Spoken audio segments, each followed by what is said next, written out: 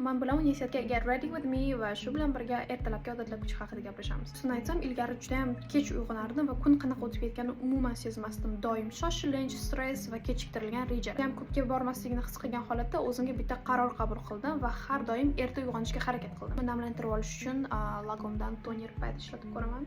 Uning aytish bo'yicha ertalab soat 5-7 oralig'ida miya eng faol holatida bo'ladi. Bu paytda esa kortizol ko'tariladi va diqqat ancha kuchayadi, ham ertalab qabul qilingan qarorlar ancha osonroq bo'ladi. Ertalab turish uchun ertaroq uxlash kerak. Men har doim soat 10 da, nari borsa 10:30 da uxlashga harakat qilaman va telefondan uzoq qo'yaman o'zimni. Kunning birinchi 15 daqiqasini esa meditatsiya qilishga harakat qilaman va bir stakan iliq suv bilan va bu kichkinagina odatlar meni butun kunimni o'zgartirishga yordam beradi. Chunki ertalab sizga xalaqit beradigan narsalar juda ham kam bo'ladi. Telefoningiz jim.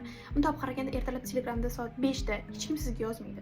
Shu bilan birga odamlar uxlayotgan bo'ladi, hamma joy sokin. Dastlab ancha qiyin bo'ladi va birinchi haftadan keyin ancha energiyangiz oshganini sezasiz va 21-kunda esa bu sizga odatga aylanishni boshlaydi.